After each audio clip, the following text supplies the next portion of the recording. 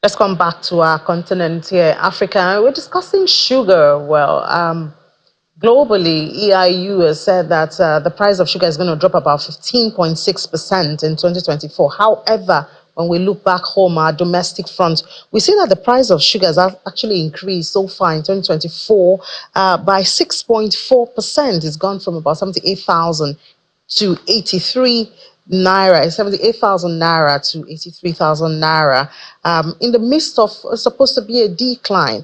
Well, let's see what's driving this and other issues with Tomiwa Ajewole. Tomiwa is an analyst with Financial Derivatives Company. Hi, Tomiwa. Good afternoon. So, why do we have price on the opposite side in Nigeria compared to expectations in the global space? Yeah, good afternoon, Amy. Thank you for having me. When it comes to domestic price of sugar, we have to actually take it into account what is happening in the global sugar market space. And that's because Nigeria imports about 96% of our raw sugar before we then refine it into granulated sugar. And when you look at what's happening in the global market, global sugar market, we see that prices in the last month has increased about 8%. And that's mirroring what we've seen in Nigeria in the last 2 months, which has with domestic prices rising about 6%. So we're seeing this correlation, and it's because Brazil, which is one of the top producers of sugar, just recently they've had harsh weather and drought, which has led to fire outbreak in their sugar crop yield.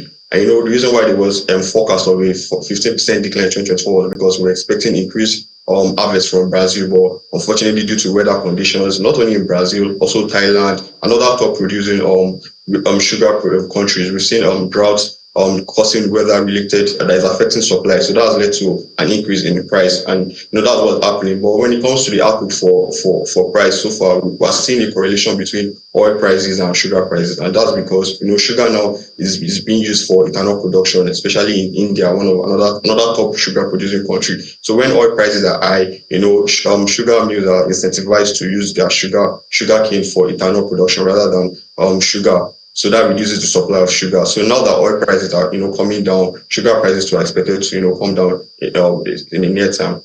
All right. Looking at Nigeria, where is our sugar tax? And I know it's at 10%, and some people are calling for it to be 20%. Is it making any impact to demand at this time? Yeah, so what's going to determine if it makes an impact is the elasticity demand of sugar, and sugar is actually quite an elastic product for when it comes to the price sensitivity.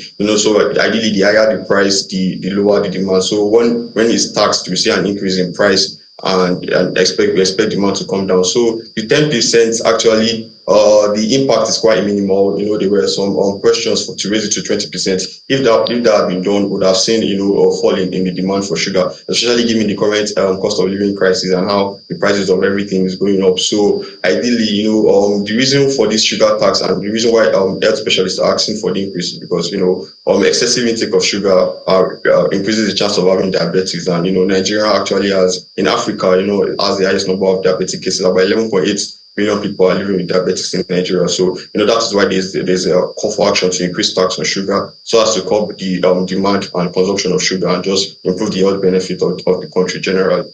Yeah, well, unfortunate numbers right there. Now, there's the backward integration program that's supposed to help reduce that 96% import of sugar. Is that in motion now?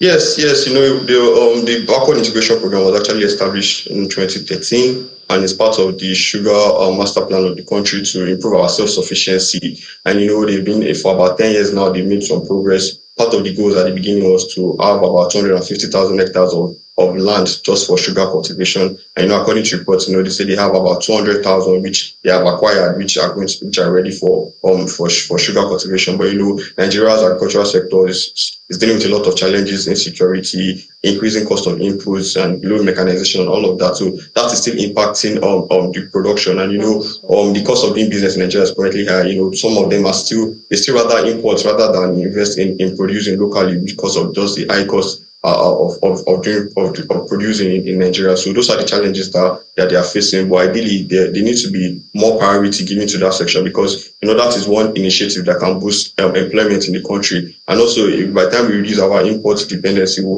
that's going to reduce the demand for forex, and that's going to be favorable for the naira, which would also ease inflation in the country. So that's an initiative that requires prioritization if we are going to move the country forward.